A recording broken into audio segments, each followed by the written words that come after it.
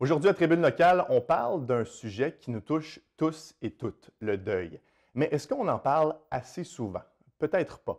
Et justement, on le fait aujourd'hui. On en parle avec une thérapeute. Elle s'appelle Martine Lafontaine.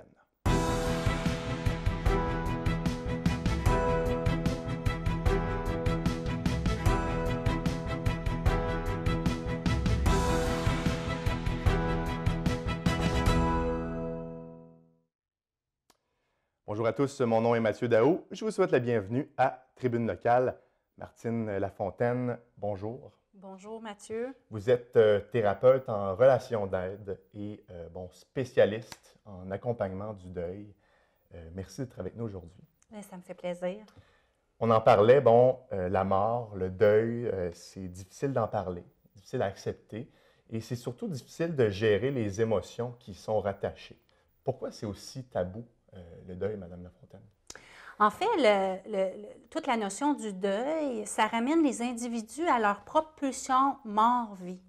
Et particulièrement pour certains, la peur de mourir, la peur de la maladie, la peur de souffrir, évidemment la peur de perdre les gens qu'on aime. Est-ce que dans notre société aujourd'hui, ça peut paraître un peu bizarre comme question, mais est-ce que les gens se sentent un peu invincibles, sentent qu'ils vont vivre éternellement? Bien, effectivement, hein, si on regarde autour de soi, là, au niveau de toute la publicité, ce qu'on peut voir à la télévision, alors c'est sûr que socialement, il y a un message de beauté et de vie éternelle là, qui est véhiculé.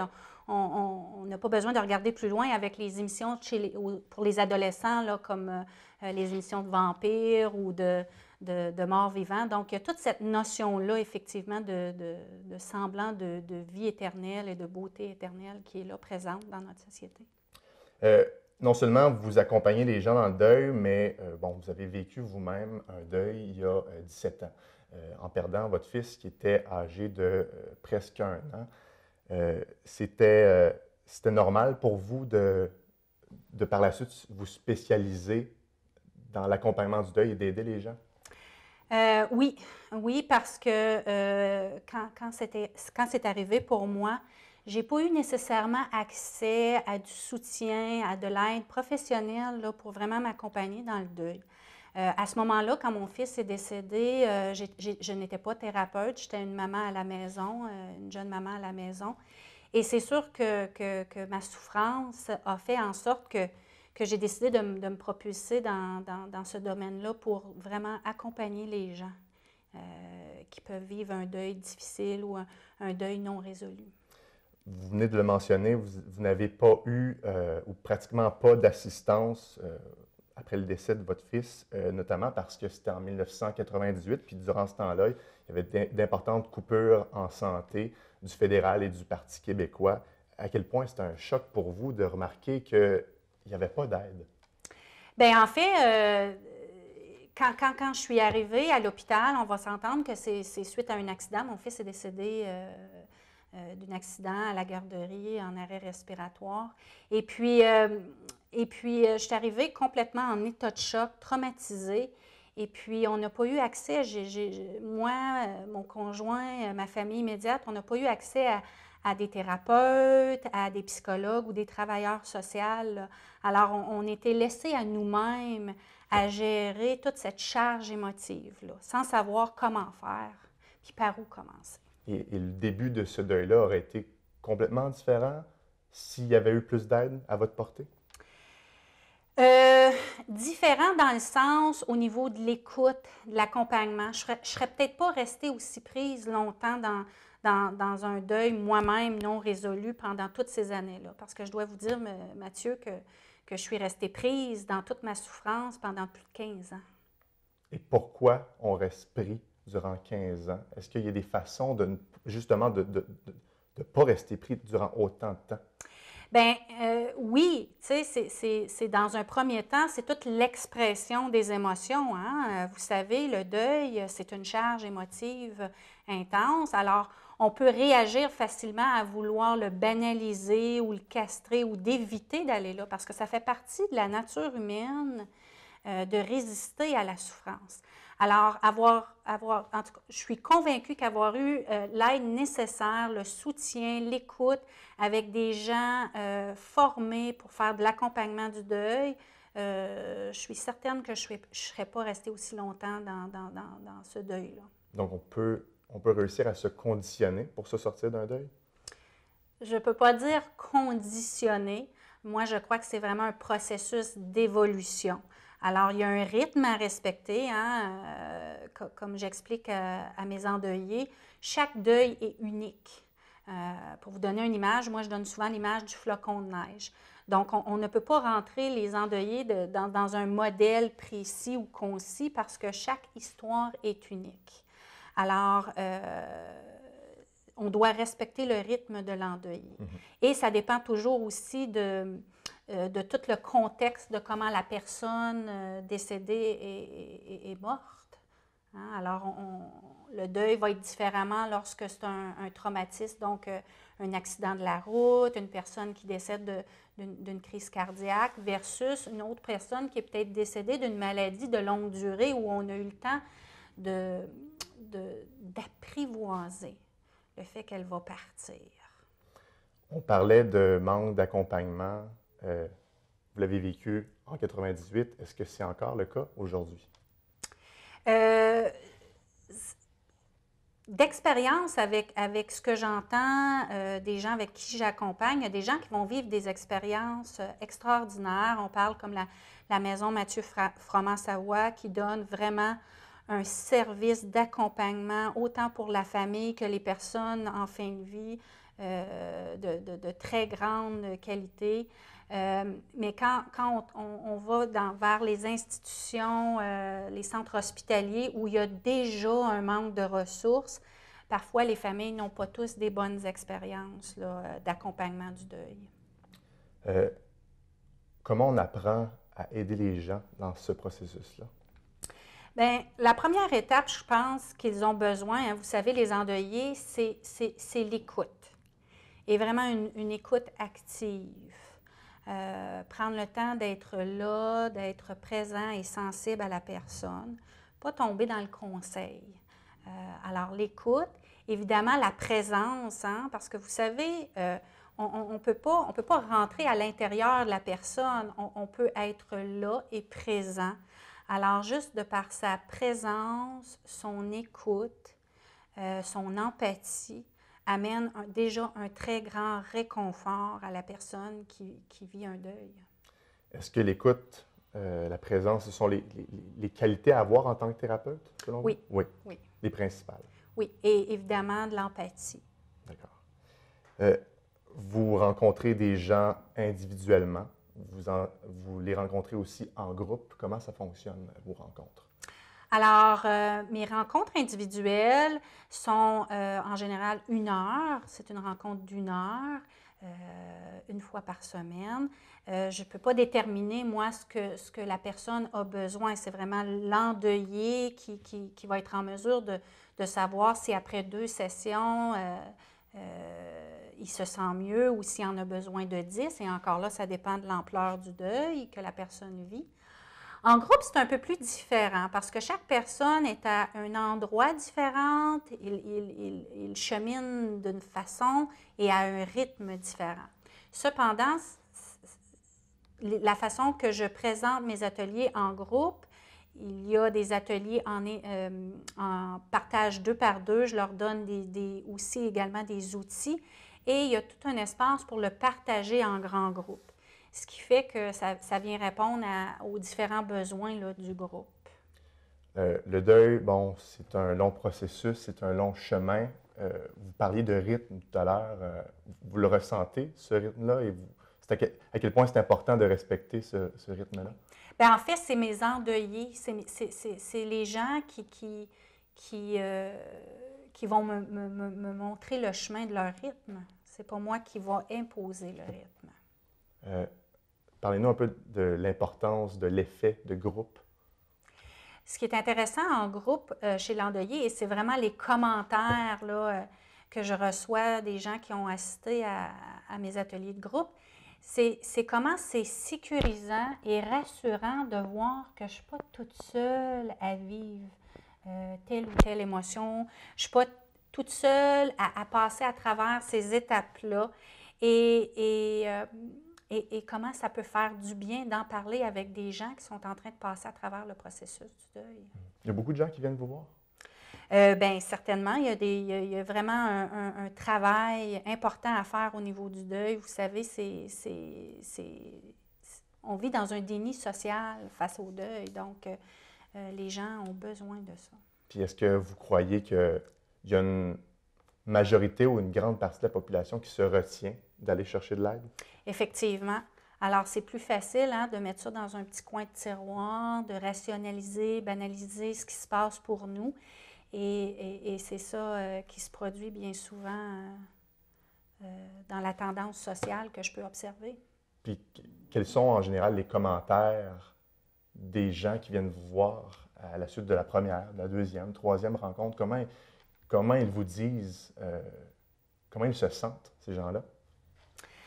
Bien, souvent, sont très chargés au niveau de l'émotion parce qu'ils n'ont pas d'espace nécessairement pour le déposer en relation. Parce que ce qui est particulier avec le deuil, c'est qu'il n'y a pas juste, exemple, moi qui peux être en deuil, mais il y a tout notre cercle familial. Donc, est-ce que les gens autour de nous sont disposés à recevoir cette charge émotive-là quand eux-mêmes vivent un deuil? Alors, particulièrement en thérapie individuelle, ça donne l'opportunité à la personne de vraiment prendre un moment à elle pour exprimer ce qui est là. Ce qu'on fait aujourd'hui, est-ce que c'est un peu un appel à la population d'utiliser des services de thérapie comme vous offrez? Bien, j'espère que oui, parce que je crois qu'il y a tout un travail au niveau collectif à faire dans le domaine du deuil. Dans les grandes villes comme Montréal, par exemple, il y en a plus de services comme ça et moins dans les villes comme Gatineau. C'est un problème selon vous? Pour la population ici en Outaouais, oui. Moi, je regarde ma propre histoire. Lorsque mon fils est décédé, au niveau des groupes de soutien, je vous donne l'exemple pour les enfants, j'ai dû faire tous les kilomètres pour que ma fille, à ce moment-là, assiste à des groupes pour enfants de soutien parce que les groupes de soutien étaient en lien ici en Outaouais avec l'hôpital d'enfants d'Ottawa, donc des groupes anglophones. Donc, elle n'avait pas accès à ce genre de groupe-là pour elle. C'est quoi, selon vous, l'idéal type en termes d'accès à ces services-là en accompagnement du deuil? Ce serait quoi l'idéal dans les prochaines années? Bien, moi, je pense que c'est tout un travail de sensibilisation et d'éducation, oui, auprès de la population, mais avec tous les professionnels qui travaillent de proche ou de loin avec la mort pour vraiment être sensibilisés de comment travailler là, avec nos endeuillés. Madame Lafontaine, si vous le permettez, on va prendre une courte pause et au retour, on va parler d'un projet sur lequel vous travaillez. Restez avec nous. La première fois que je l'ai fait, j'étais vraiment, vraiment nerveuse. J'ai même demandé à ma cousine de me rassurer. Comme elle l'avait déjà fait avant, elle savait comment ça se passerait. J'ai pris mon courage à deux mains et j'ai fait mon premier don de sang. Depuis mon premier don de sang, je ressens le besoin de poser ce geste le plus souvent possible. Et j'ai découvert que se sentir utile et sauver des vies, ça aussi, ça procure des sensations fortes. On courtille? La philosophie des amputés de guerre, c'est l'entraide, c'est le plus vieux qui aide le plus jeune, comme je fais avec le petit Emmanuel. J'adore courir. C'est une passion pour moi. Je vais dehors, je pars à courir. C'est rendu que je veux aller dans les hauts niveaux. C'est correct? Oui. Les amputés de guerre ont totalement changé ma vie. Ils m'ont permis de vivre ma passion. Les amputés de guerre supportent à fond le rêve des enfants. Moi, j'aime ça courir. De retour à Tribune locale, toujours en compagnie de Martine Lafontaine, thérapeute en relation d'aide, spécialiste dans l'accompagnement du deuil. Vous êtes en train de développer un projet pour Gatineau, Maniwaki et Mont-Laurier. En quoi ça consiste exactement? En fait, je veux vraiment développer le soutien dans l'accompagnement du deuil, que ce soit en individuel ou en thérapie de groupe, mais également, j'offre des conférences pour des associations ou des groupes professionnels qui auraient le goût là, d'en apprendre un peu plus sur l'accompagnement du deuil. Est-ce que c'est un long processus pour ce projet-là? Est-ce que ça va venir à terme bientôt ou c'est beaucoup de travail? C'est beaucoup de travail, J'imagine. mais c'est déjà commencé. OK. Donc, je suis déjà à Maniwaki. Donc, j'ai mon bureau de consultation et j'offre également là, des groupes pour les endeuillés à Maniwaki. Et très bientôt, je vais commencer à développer Mont-Laurier. Et à Gatineau, évidemment, je suis déjà installée dans ma pratique. Euh, Votre travail vous permet d'offrir des outils aux gens endeuillés. À quoi ressemble un coffre à outils d'une personne qui, après vos rencontres ou pendant vos rencontres? À quoi ça ressemble le coffre d'outils? Bien, le coffre d'outils, dans un premier temps, c'est l'accueil de l'intensité. Parce que vous savez, lorsqu'on on perd quelqu'un de cher, c'est l'intensité des émotions qui est là. Alors, dans un premier temps, l'accueil de l'intensité. Ensuite de ça, c'est sûr que j'offre de mieux comprendre et vivre les étapes du deuil. Moi, je travaille avec le schéma de Jean Montbourquette dans les étapes du deuil. Et aussi de leur faire prendre conscience des manques. Parce que vous savez, lorsque nous sommes endeuillés, on a des manques. On a des manques dans toutes les dimensions. Alors, la dimension corporelle, émotionnelle et spirituelle et rationnelle. Alors, comment on va combler ces manques-là? Et c'est souvent la raison principale que les gens restent pris dans leur deuil, c'est qu'ils n'arrivent pas à combler ces manques-là parce que, justement, ils n'ont peut-être pas l'accompagnement, les ressources nécessaires autour d'eux ou le soutien pour arriver là, à mieux vivre leur deuil. Puis, quels sont les trucs pour tenter de combler ce manque-là?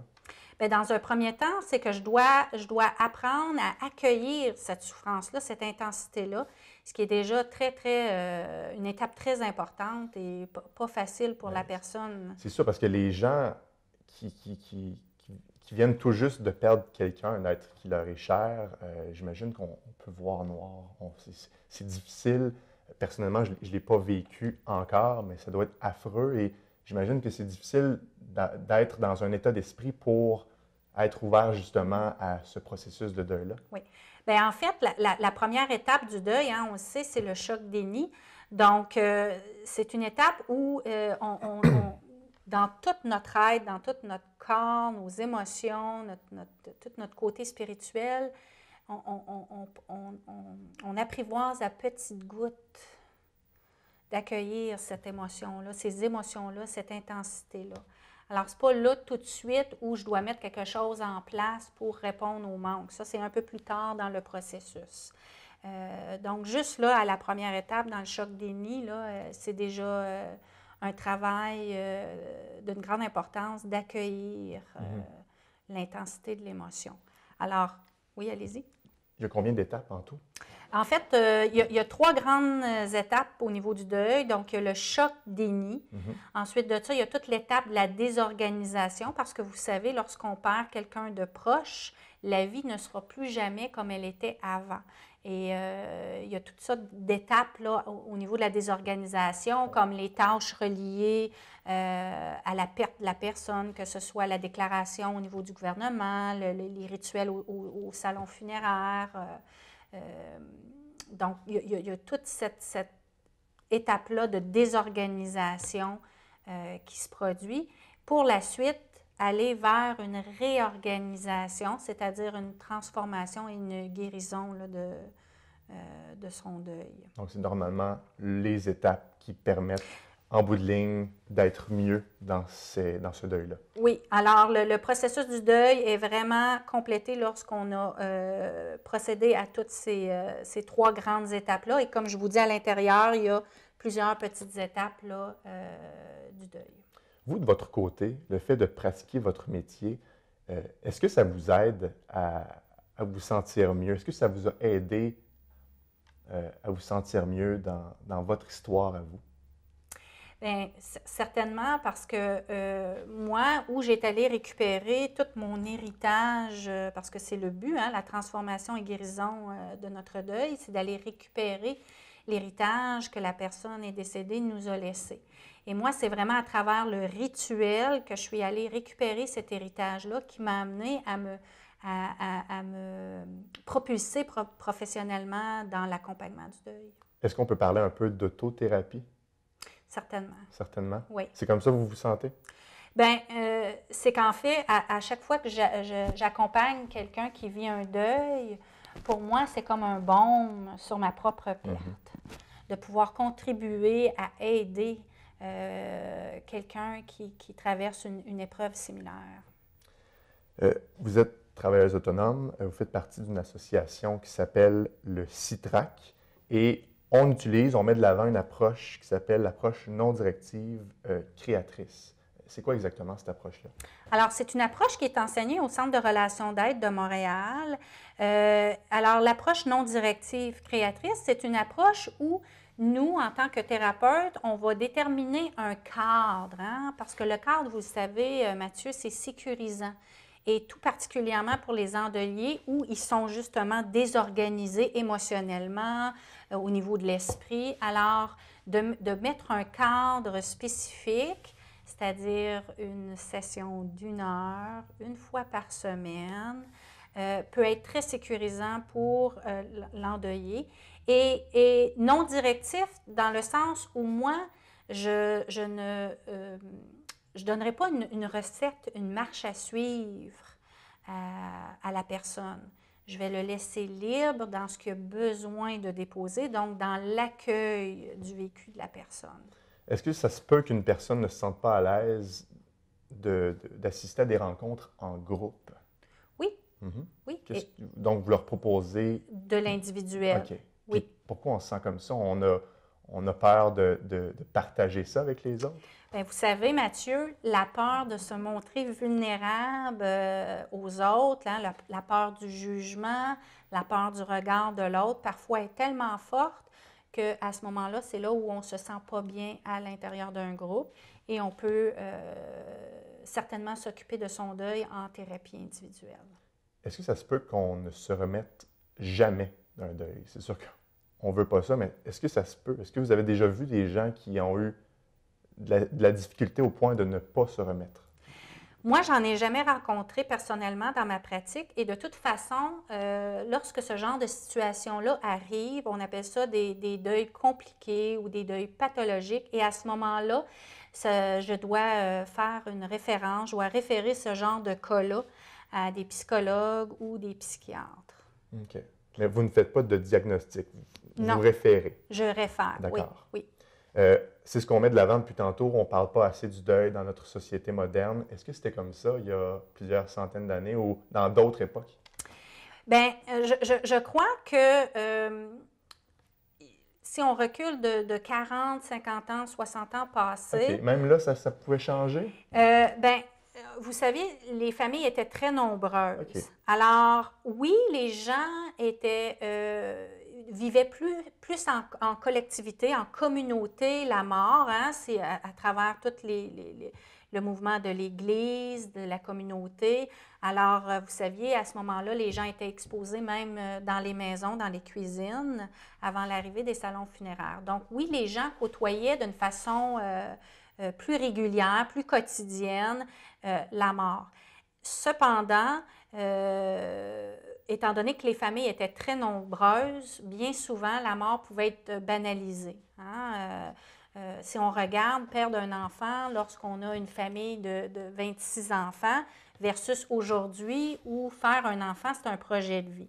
Alors, on entend, il y a beaucoup d'histoires où les gens, tu sais, c'était plus banalisé. Donc, la réaction n'était pas la même qu'aujourd'hui. Non, effectivement. Aujourd'hui, oui, comme je vous disais, perdre un enfant au niveau du deuil périnataux peut être une expérience très traumatisante et douloureuse pour les parents. Donc, aujourd'hui, avoir un enfant, c'est un projet de vie. Mais aujourd'hui, ce que j'observe, c'est comment les gens veulent à tout prix se dépêcher. Hein, on est dans le mode de vite, vite, vite. Tout va vite. Tout va vite, exactement. Et c'est un problème. Et c'est un problème parce que les gens ne prennent pas le temps de mettre les bons rituels en place qu'ils ont besoin pour eux-mêmes et la famille pour justement entamer le processus du deuil. Donc, c'est comme une réaction là, de tasser ça encore une fois, de banaliser, d'éviter, beaucoup d'évitement. J'imagine qu'avoir accès à ce type de service-là n'a pas de prix, mais est-ce que c'est dispendieux, des rencontres comme ceux que vous offrez? C'est un service, là, en fait, ce que j'offre, c'est les prix du marché de la majorité des thérapeutes. Alors, c'est sûr que si on regarde, comme vous disiez, il n'y a pas de prix, hein, quand j'ai besoin de m'occuper de ma santé mentale. Alors, à ce moment-là, il n'y a pas de prix, mais je crois que c'est accessible à tout le monde. Mm-hmm. Peut-être qu'il y a des gens aussi qui hésitent justement par manque de revenus. Vous m'avez dit aussi hors d'onde, il y a quelques jours, que vous offrez des reçus d'impôts, par exemple. Donc, c'est quelque chose qui est relativement abordable. C'est le prix que d'autres services offrent. Et vous offrez aussi un reçu d'impôt, donc ça peut peut-être rassurer des gens à la maison. Oui. En fait, c'est des reçus pour les assurances. Les assurances. Oui. Alors, ceux qui, leur couverture d'assurance leur permettent, effectivement, je peux émettre des reçus d'assurance, oui. D'accord. Comment, je me permets de vous poser cette question-là, comment va votre deuil à vous aujourd'hui? Tant qu'à en parler, on va le faire. Comment va votre deuil?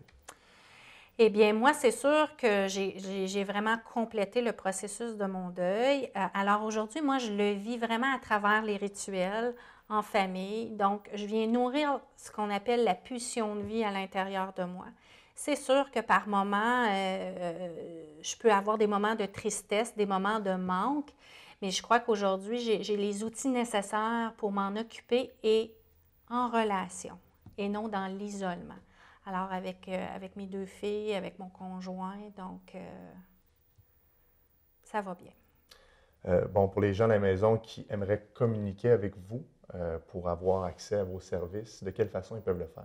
Bien, la façon la plus facile, c'est de me rejoindre par téléphone au 819-968-3606 parce que j'aime bien avoir le contact de la personne, de ce qu'elle vit. Les gens peuvent me rejoindre également via mon adresse courriel martine.lafontaine@videotron.ca ou à travers mon site internet le www.martinelafontaine.com.